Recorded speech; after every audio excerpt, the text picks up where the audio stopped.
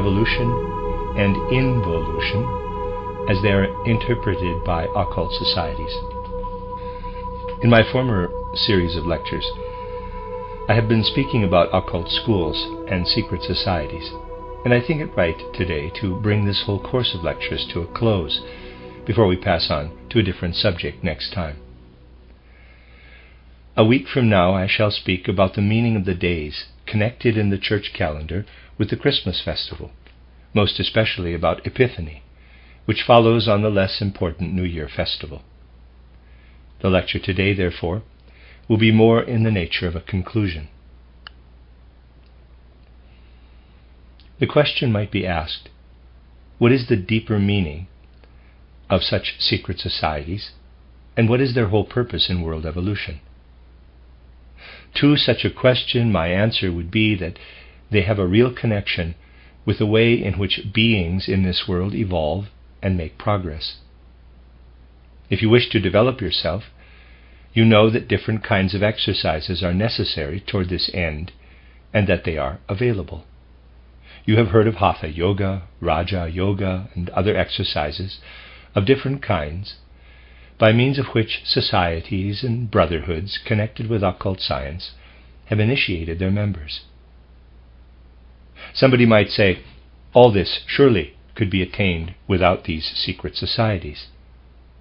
But I can tell you, and in the course of the lecture you will realize it, that the world cannot do without such societies. To put it bluntly, it is quite unjustifiable to speak in public in the style of the Manifesto of the Freemasons, which I read to you a fortnight ago. One cannot attain to what is usually known as immortality unless one is to some extent familiar with the occult sciences. The fruits of occult science do, of course, find their way out into the world along many different channels.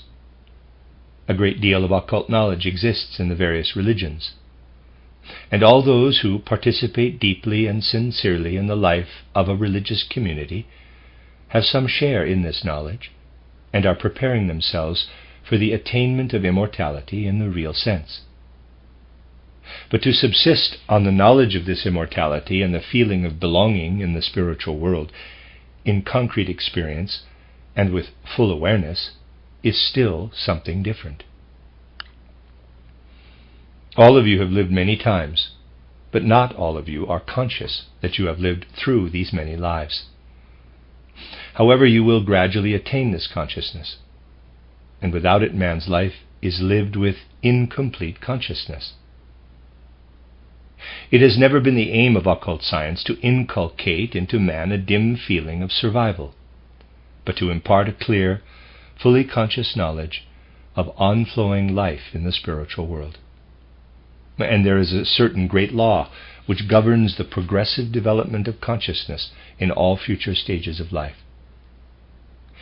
Namely, it is what man works at to help others attain such consciousness, which contributes the most to its development. It is an apparently paradoxical proposition.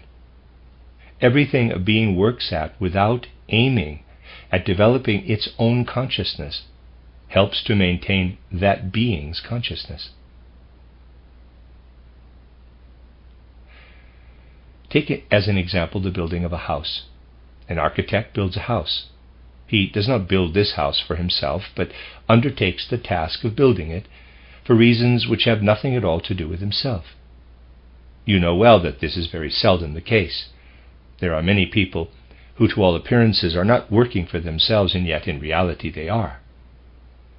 A lawyer, for example, is to all intents and purposes working for his clients.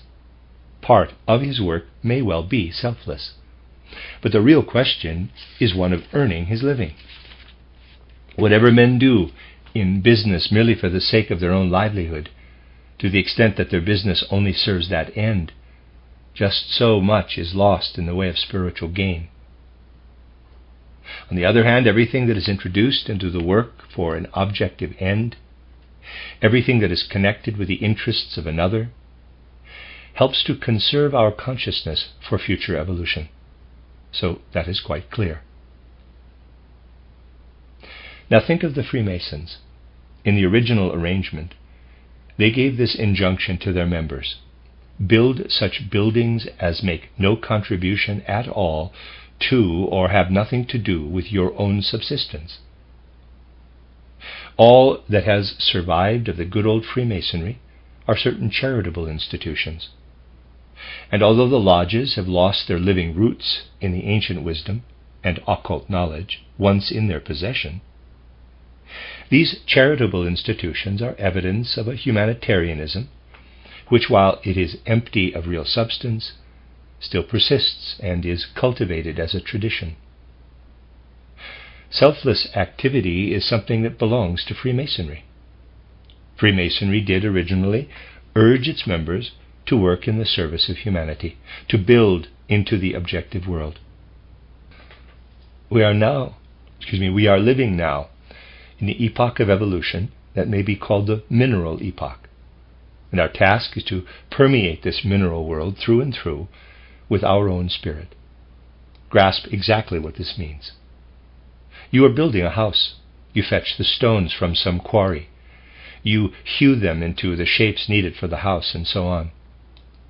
With what are you joining this raw material obtained from the mineral kingdom? You are joining raw material with human spirit. When you make a machine, you have introduced your spirit into that machine. The actual machine does, of course, perish and become dust. It will be broken up. Not a trace of it will survive. But what it has done does not vanish without a trace, but passes into the very atoms. Every atom bears a trace of your spirit, and will carry this trace with it. It is not a matter of indifference whether or not an atom has at some time been in a machine. The atom itself has undergone change as a result of having once been in a machine. And this change that you have wrought in the atom will never again be lost to it. Moreover, through your having changed the atom, through your having united your spirit with the mineral world, a permanent stamp has been made upon the general consciousness of mankind.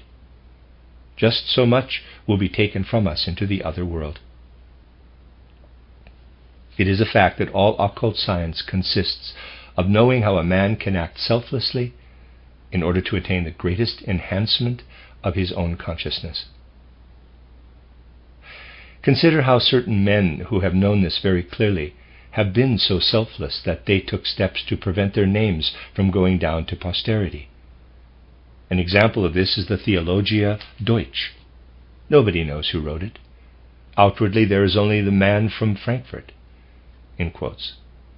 He therefore took care that his name could not even be guessed. He worked in such a way that he merely added something to the objective world without asking for honor or for the preservation of his name. By way of comparison, let it be mentioned that the masters as a rule are not personages known to history. They sometimes embody themselves, when it is necessary, in historical personalities. But this is, in a certain respect, a sacrifice. The level of their consciousness is no longer compatible with any work for themselves, and preservation of a name does, after all, involve work for oneself. It is difficult to understand this rule. However, you will now grasp that the Freemasons' aim is this: as far as possible to do their work in the world in such a way that it is concealed in the cathedrals, in social institutions and organizations, in charitable foundations. For selfless deeds are the real foundation of immortality. The latter is the reflected image of selfless deeds in the outer world. They need not be of great account. If someone gives a coin to someone in a selfless way, then that is an action that is to be understood in that way. But only to the extent that it was selfless does it become immortal. And very few deeds are selfless. A good deed may be very egotistical, when, for instance, it creates a feeling of comfort. Good deeds spring extremely often from selfish motives. If a poor man lived among us living among us had no roast meat at Christmas, and I feel the need to give him some in order that I may feel justified in eating my own roast meat, that, after all, is egoistic. In the Middle Ages, no one could say who had built many of the cathedrals or painted many of the pictures. It is only in our epoch that people have begun to attach such value to an individual human name. In earlier epochs, more spiritual than our own, the individual name had less importance. Spirituality in those days was directed toward reality, whereas our epoch adheres to the delusion that what is merely transient should be preserved. I have said this only in order to indicate to you the principle on which these secret societies depended. It mattered to them to efface themselves altogether as personalities, and to allow what they did to live only in its effects. And this brings us to the heart of the secrets. The fact that some particular thing is kept secret is of less importance than keeping one's own share in the work secret. Everyone who keeps his own part secret thereby secures immortality for himself.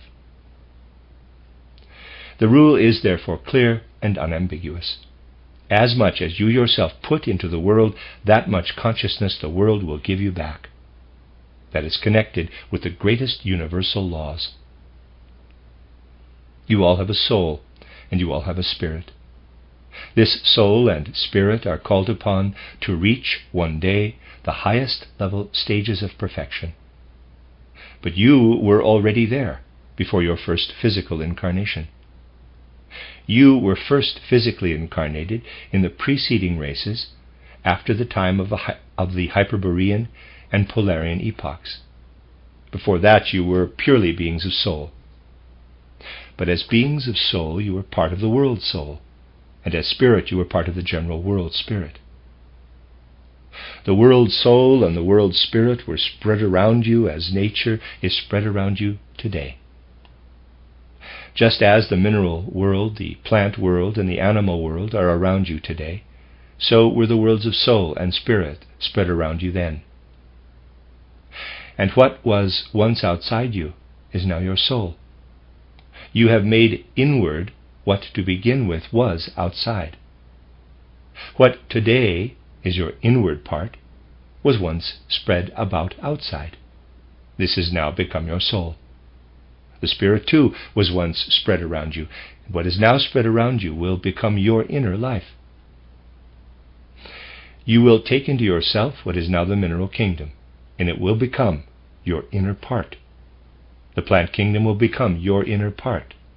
What surrounds you in nature will become your inner being. You will understand now how this is connected with the first example given. You build a church for others, not for yourself. You can take into yourself a world full of majesty, beauty, and splendor, if you make the world majestic, beautiful, and splendid. To do something for the higher self is not selfish, because it is not done only for the self. This higher self will be united with all other higher selves, so that it is done for all at the same time. It is this that the Freemasons knew. The Freemason knew when he helped to build the spiritualized mineral world that this would one day become the content of his soul. And to build means nothing else than to spiritualize the mineral world. That is the significant thing. God once gave us the nature that surrounds us as mineral, plant, and animal nature. We take this into ourselves. It is not due to us that it is there. All we can do is to appropriate it for ourselves. But what we ourselves create in the world, that is what will, through ourselves, constitute our future being. The mineral world is such we perceive. What we make out of it, we shall in the future be. What we make of the plant world, of the animal world, and of the world of men, that too we will be in the future. If you found a charitable institution or contribute something to it, what you have contributed you will be. If a man does nothing which he can draw back in his way, in this way into his soul from outside, he will remain empty. It must be possible for man to spiritualize as much as he can of the three kingdoms of nature. For mankind also belongs thereto. To bring spirit into the whole external world, that has been the task of the secret societies of every age. You understand that must be so. Take a child who is just learning to read and write. To begin with, all the equipment is around him. Today the child begins to learn to read. Nothing is in him yet, but the teacher, the primers, and so forth are there. So it continues until what was outside the child has been instilled into him, and the child acquires the capacity to read. And so it is with nature too. In times to come we shall have within us what is now spread around us. We are souls. We spring from the world soul, and we drew it in when it was spread around us. The Spirit was likewise drawn in, and nature too will be drawn in by us, in order to stay within us as an active ability. That is the great thought at the basis of these secret societies, that all progress is the result of involution and evolution. Involution is the drawing in, evolution is the giving out. All situations in the universe alternate between these two processes. When you see, hear, smell, or taste nature, you breathe it in. What you see does not pass away without leaving a trace on you. The eye itself perishes, EYE, the object perishes, but the fact that you have seen something remains. You will understand now that at certain times it can be necessary for an understanding of these things to be available. We are going forward to an age when, as I recently indicated, understanding will reach right into the atom. It will be realized by the popular mind, too, that the atom is nothing else than congealed electricity. Thought itself is composed of the same substance. Before the end of our present cultural epoch, one will find,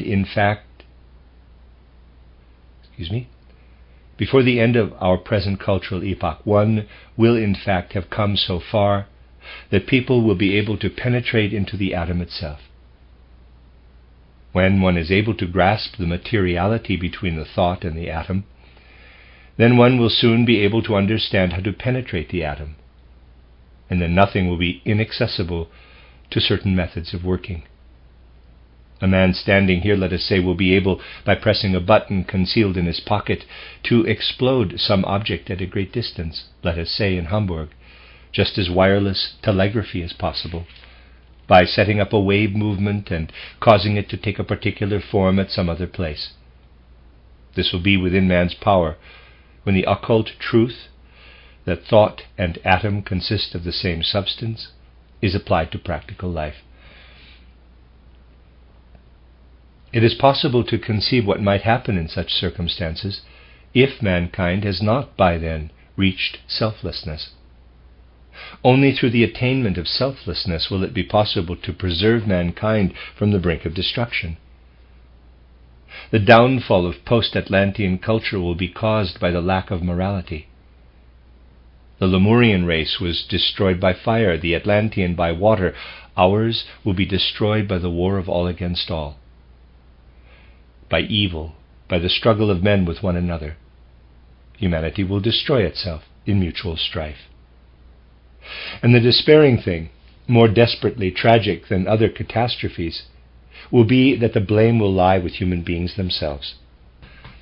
A tiny handful of men will be saved and will pass over into the sixth epoch. This tiny handful will have developed complete selflessness. The others will make use of every imaginable skill and subtlety in the penetration and conquest of the physical forces of nature, but without attaining the essential degree of selflessness. They will start the war of all against all, and that will be the cause of the destruction of our civilization. In the seventh post-Atlantean cultural epoch, to be precise, this war of all against all will break out in the most terrible way. Great and mighty forces will ensue from discoveries that will turn the entire globe into a kind of self-functioning electrical apparatus. The tiny handful will be protected in a way that cannot be discussed. Now, you will be able to picture more clearly than was possible when I spoke of these things last time, why the good and proper form must be sought, and in what sense Freemasonry becomes aware that it must construct a building dedicated to selfless ends. It is easier to survive and pass over into the future, to the tiny handful of new humanity, with the good old forms, than out of chaos. It is easy to jeer at empty forms, but they have a deep significance. They are adapted to the structure of our period of evolution. After all, they are connected with necessary stages in human nature and the development of the human soul. Just think of it. We are living in the fifth period of the fifth great post-Atlantean epoch. We have still to live through 2 more periods of this great epoch. Then the 7 periods of the sixth great epoch will follow, and then the 7 periods of the seventh great epoch. This makes 16 stages of evolution in the future. Humanity has still to pass through these 16 stages. A man who can experience something of the conditions of existence that are possible there is to a certain degree initiated. There is a certain correspondence between the degrees of initiation and the secrets of the epochs still to come. In the, in quotes, form state of our planet, there are 7 great epochs, and each of these epochs has 7 sub-periods, cultural epochs, 49 conditions, therefore, in all. In the next form state of our planet there are again 49 conditions. Thus there are definite stages for the investigation of the secrets of future phases of evolution. The higher degrees of Freemasonry had no other aim or purpose, originally, than to be an expression of each one of the future stages of the evolution of humanity. Thus in Freemasonry, we actually have something which has been very good, namely that a man who had attained a certain degree knew how he must work his way into the future, so that he could be a kind of pioneer. He knew, too, that one who had reached a higher degree could accomplish more. This arrangement, according to degrees, can very well be made, for it corresponds with the facts. If, therefore, it were again possible to pour a new content, together with a new knowledge, into these forms, much good would accrue.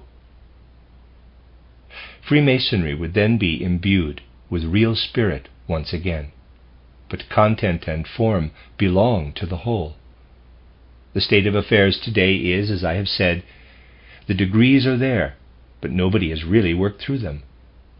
In spite of this, however, they are not there for nothing. They will be brought to life again in the future. The fifth cultural epoch is a purely intellectual one, an epoch of egoism. We are now at the high point of egoism. The intellect is egoistical in the highest degree, and it is the hallmark of our time. And so we must make our way upward through intellect to spirituality, which was once there. Readers aside, there's a gap in the text, end of readers aside. The secret of secrets is this, therefore. The human being must learn how to keep silence about the paths along which his ego unfolds, and to regard his deeds, not his ego, as the criterion. The real heart of the secret lies in his deeds, and the overcoming of the ego through action. The ego must remain concealed within the deed. Elimination of the interests of the ego from the on-streaming flow of karma, this belongs to the first degree. Whatever karma the ego incurs is thereby wiped out from karma. Nation, race, sex, position, religion, all these work upon human egoism. Only when mankind has overcome all these things will it be freed from egoism. You can identify in the astral body a particular color for every nation, every race, every epoch. You will always find a base color there, which the person has as a member of one of these classifications or categories. This specific color must be eliminated. The Theosophical Society works to level out the colors of the astral bodies of its adherents.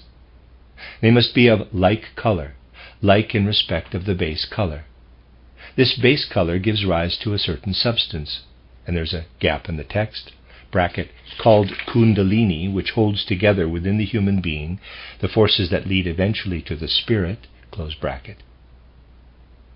Bringing this leveling out about will actually entail bloody war. And through such things as economic strife among nations, wars of exploitation, financial and industrial enterprises, conquests, etc., and through the adoption of certain measures, it will be more and more possible to set masses of people in motion and simply to compel them. The individual will acquire more and more power over certain masses of people. For the drift of this development is not that we will become democratic, but that we will become brutally oligarchic, in that the individual will gain more and more power. If the ennobling of morals is not achieved, then it will lead to the most brutal events. This will happen just as catastrophe by water happened to the Atlanteans.